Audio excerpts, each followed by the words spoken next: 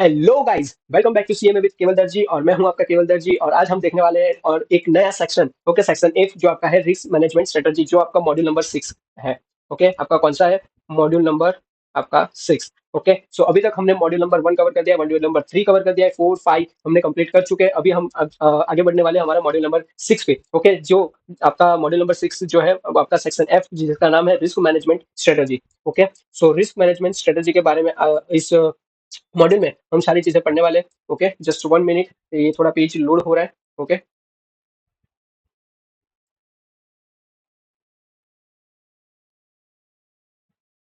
Just 1 minute guys.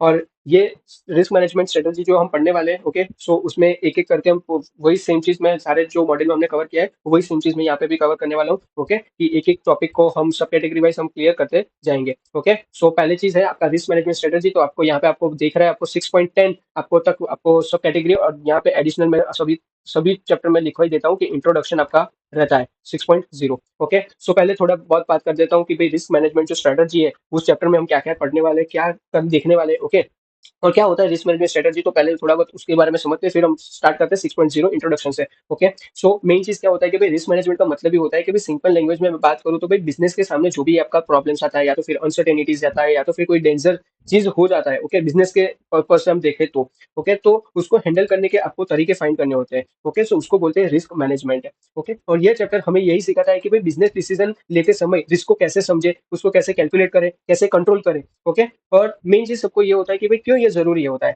Okay, तो main चीज मैं बताता हूँ कि भाई बिजनेस में अनसर्टेनिटी होती रहती है, जैसे डिमांड कम हो जाना, कंपटीशन बढ़ जाना, या तो फिर कोई इकोनॉमिक आपका क्राइसिस आ जाना। ओके, और अगर कोई कंपनी रिस्क को मैनेज करना जानती है, ओके, तो वो लॉसेस को मिनिमाइज करके और प्रॉफिट को मैक्सिमाइज कर सकता है। ओके, इसीलिए हमको रिस्क मैनेजमेंट भी पढ़ना चाहिए। ओके, और रिस्क मैनेजमेंट एक ऐसा शील्ड होता है कि भाई जिससे आपका जो बिजनेस है, ओके, उसको बड़े नुकसान से आप भी बचा सकते हो। ओके, सो रिस्क मैनेजमेंट वो सभी जगह होता है, और सभी जगह आपको रिस्क मैनेजमेंट के लिए अपने शायद रिस्क मैनेजमेंट अप्लाई भी होता है। और आपने शायद सुना होगा एक फॉरेन कोर्स है एफआरएम करके। ओके, सो जिनको भी रिस्क मैनेजमेंट में बहुत इंटरेस्ट होता है, ओके, तो वो एफआरएम करके एक कोर्स है, ओके, फाइनेंशियल रिस्क मैनेजमेंट करके फॉरेन कोर्स है। ओके, यूएसए का है शायद, आई एम नॉट रॉन्ग, तो मुझे पता है तब तक वो यूएसए का कोर्स है। तो एफआरएम वो कर लेना जिसको रिस्क मैनेजमेंट में ज्यादा इंटरेस्ट है कि भाई बिजनेस का रिस्क मैनेजमेंट हम कैसे कंट्रोल में ला सकते हैं, वगैरह वगैरह, जो भी सारी चीजें सीखनी हो तो वो आप कोर्स कर सकते हो। ठीक है, सो हम चलते हैं हमारे 6.0 इंट्रोडक्शन की ओर। ओके, तो यहाँ पे हमने बात कर ली है कि रिस्क मैनेजमेंट क्या होता है, कैसे है। ओके, और रिस्क मैनेजमेंट के हम बात करके हम इंट्रोडक्शन जो हमारा 6.0 है वो हम स्टार्ट करते हैं। 6.0। ओके, सो इंट्रोडक्शन हम स्टार्ट करते हैं यहाँ पे। ओके, इंट्रोडक्शन बहुत इंपॉर्टेंट नहीं होता है। इंट्रोडक्शन सिर्फ आपको लाइक बताता है कि भाई ये चैप्टर में आप क्या क्या देख सकते हो। ओके, किस तरह से लाइक आपको पहले इंट्रोडक्शन से आपको पता चलता है कि आपको माइंडसेट कैसे रखना है पूरे चैप्टर में। ओके, जैसे हमने बहुत सारे ऐसे देखा कि आइडिया टू एक्शन है, तो उसमें हमने सिर्फ एक ही चीज पे फोकस किया था कि भाई आइडिया जो हमारे पास है उसको एक्शन में लाने के बहुत सारे तरीके देखे। ओके, सो उसी माइंडसेट से हमको ये सारी चीज देखा है कि रिस्क मैनेजमेंट, तो रिस्क हम कैसे मिनिमाइज कर सकते हैं, हमारे लॉस को मिनिमाइज करके हम प्रॉफिट को मैक्सिमाइज कर सकते हैं। ओके, सो उसी डायरेक्शन में हमको सोचना है। ठीक है, तो चलो हम स्टार्ट करते हैं इंट्रोडक्शन थ्रू। ओके, सो पहली चीज क्या बोल रहा है कि भाई this introductory section discuss the different aspects of risk and enterprise risk management. Okay, so main चीज क्या बोल रहा है कि भाई इस सेक्शन में हम देखेंगे कि भाई रिस्क क्या क्या होता है और एक कंपनी इन रिस्क को कैसे मैनेज करती है। ओके, लाइक जैसे फाइनेंस रिस्क हो गया, आप आगे पढ़ोगे, जैसे फाइनेंस रिस्क पढ़ोगे, ऑपरेशन रिस्क पढ़ोगे, मार्केट रिस्क है, तो ये सारे रिस्क यहाँ पे कवर होंगे। ओके, सो वो उसके बारे में आगे हम डिस्कस करते जाएंगे जैसे चैप्टर में आएगा। Risk is the perceived as the probable adverse impact of an action. यानी कि भाई रिस्क का सीधा मतलब होता है कि भाई कोई काम करने से बुरा नतीजा आने के चांस होता है। ओके, लाइक सपोज करो कि भाई नई फैक्ट्री आपको लगाना है, अगर डिमांड नहीं मिली तो आपका लॉस भी हो सकता है, तो वो रिस्क है। ओके, सो रिस्क फैक्टर भी आपको इम्पैक्ट करता है। According to the doubt 2005, risk refer करता है to the chance of financial losses due to the random changes in the underlying risk factor. Okay, so according to doubt जो था, okay, तो उन्होंने कहते थे कि भाई रिस्क वो चांस है कि भाई जिसमें आपको रैंडमली कुछ चीजें बदल जाती है और पैसे का नुकसान भी होता है, लाइक करेंसी रेट अचानक से गिर जाना। ओके, तो एक्सपर्टर को फाइनेंशियल लॉस हो जाएगा। ओके, सो वो चीज उन्होंने बताया था। फिर बात करते हैं, risk is the random event that may possibly occur and if it did occur would have the negatively impact on the goals of the organisation. So इसका मतलब ये है कि भाई रिस्क कोई भी अनहोनी घटना से हो सकता है, अगर वो हो गया, ओके, तो कंपनी का गोल्स फेल हो सकता है। अभी सपोज करो कि प्लांट में आपका एक्सीडेंट हो जाता है, कोई भी चीज़ के अनुसार अलग कारण से आपका प्लांट में एक्सीडेंट हो जाता है, सो मेन चीज़ क्या होगा कि आपका जो प्रोडक्शन का जो टारगेट था, वो क्या हो जाएगा? मिस हो जाएगा। ओके? फिर क्या बोल रहा है कि it is the probability of the incurring loss due to unexpected and unfavourable movement of the certain parameters. Okay? So risk का मतलब ही प्रोबेबिलिटी है। ओके? क्योंकि कुछ भी पैरामीटर्स लाइक आपका प्राइस हो गया या तो डिमांड हो गया या तो सप्लाई हो गया, सो कभी भी अनफेवरेबल बदल जाए तो आपको लॉस होने वाला है। लाइक आपका रॉ मटेरियल प्राइस डबल हो जाए तो आपका प्रोडक्शन कॉस्ट भी क्या हो जाएगा? फिर बढ़कर आपका लॉस हो जाने वाला है। ठीक है? फिर risk is the composed of the three elements. Okay? Risk three elements का कंपोजिशन होता है।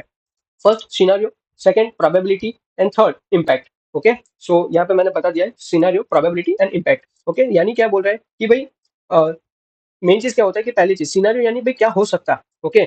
और उसका चांस कितना था तो वो प्रोबेबिलिटी, और अगर हो गया तो कितना नुकसान होगा वो इम्पैक्ट बताता है। ओके? सो वो सारी चीजें यहाँ पे आपको थ्री कंपोजिशन एलिमेंट से आपको जान सकते हो। And this thus is the method measured by the volatility.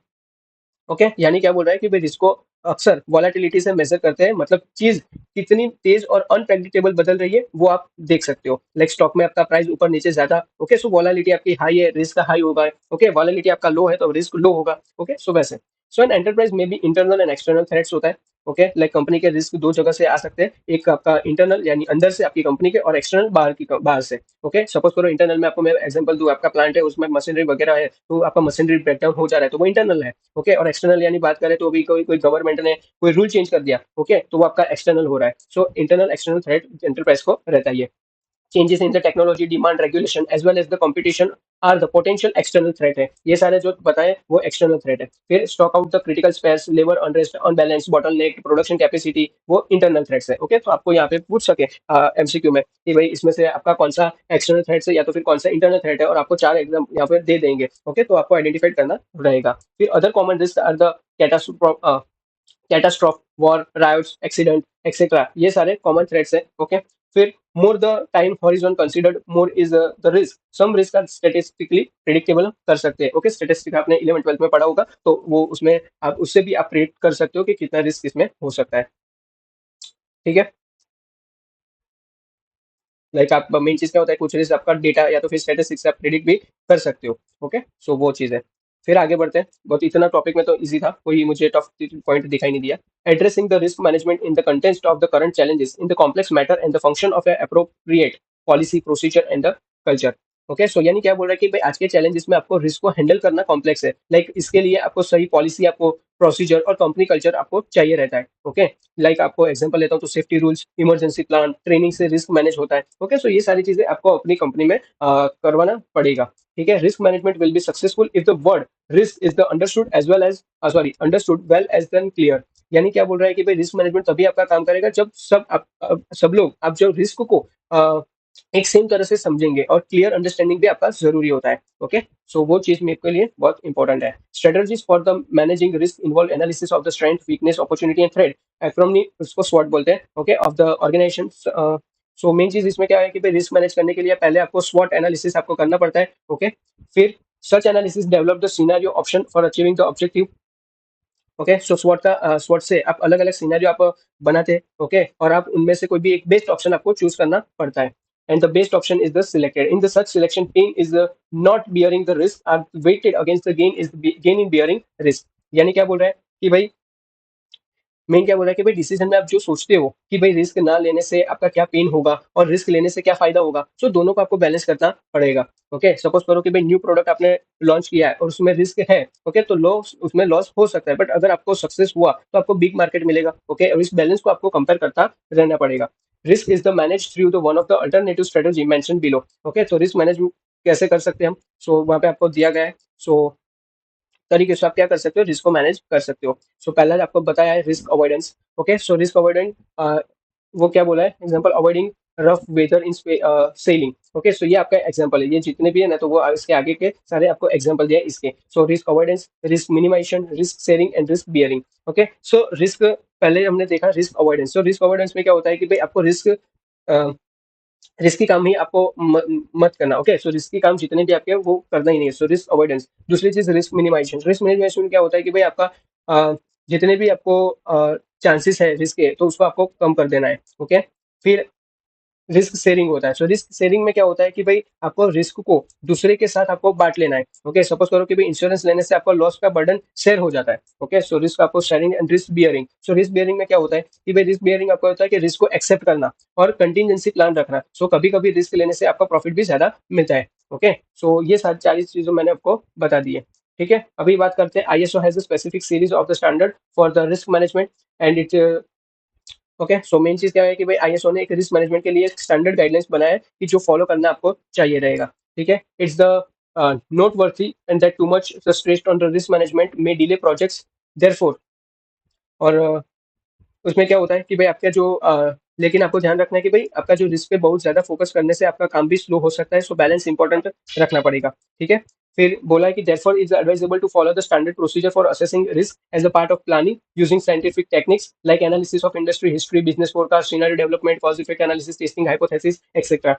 So यानी क्या बोल रहा है कि भाई इसलिए आपको स्टैंडर्ड मेथड्स आपको फॉलो करना, लाइक जैसे आपका इंडस्ट्री हिस्ट्री चेक करना, forecasting, scenario building, okay, cause effect analysis, hypothesis testing. Okay, ताकि आपका जो स्ट्रक्चर वे है वो में आपका रिस्क एसेस हो जाए। अभी सपोज फॉर एग्जांपल कि आपको पिछले 5 साल का आपका सेल्स डेटा देख के आपको फ्यूचर डिमांड फोरकास्ट आपको कर सकते हो। ओके, सो ये सारी चीजें भी आपको करना चाहिए, एक उसके लिए स्टैंडर्ड प्रोसीजर आपको फॉलो करना पड़ेगा। ठीक है, तो यहाँ पे आपका जो यस, सो यहाँ पे आपका इंट्रोडक्शन आपका एंड होता है। सो मिलते हैं हम एक एक नए लेक्चर के साथ, लाइक आपका 6.1 6.2 उस वर्ष का आपका सब कैटेगरी वाइज आपको लेक्चर मिलते जाएगा। सो यहाँ पे आपका इंट्रोडक्शन लेवल एंड होता है और मिलते हैं हम नेक्स्ट लेक्चर में। तब तक के लिए tata bye bye and thank you so much.